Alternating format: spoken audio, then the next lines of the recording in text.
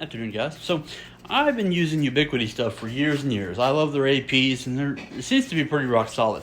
The only issue that I have, the only part that I really have a problem with, is these things.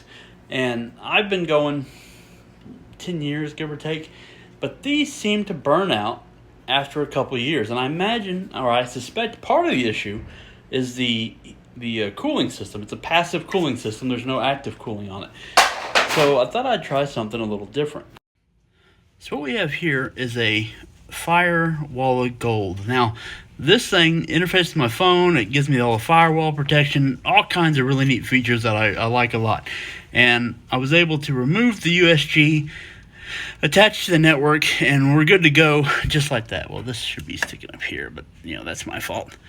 Anyway, this thing uses the same type of passive cooling, even though it definitely looks like it was engineered a lot better for that with this heat sink type of formation versus, just little vents on here.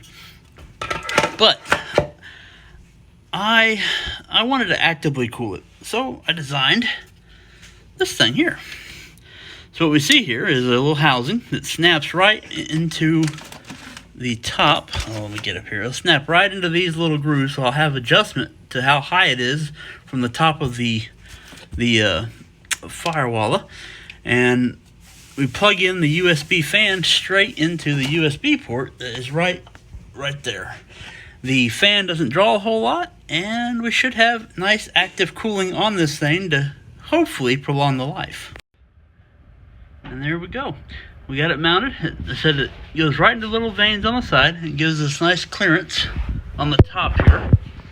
You get light. You have a little clearance right there, so you get good air coverage over all of the cooling veins. And there's no real resistance in there. That fan doesn't draw a whole lot.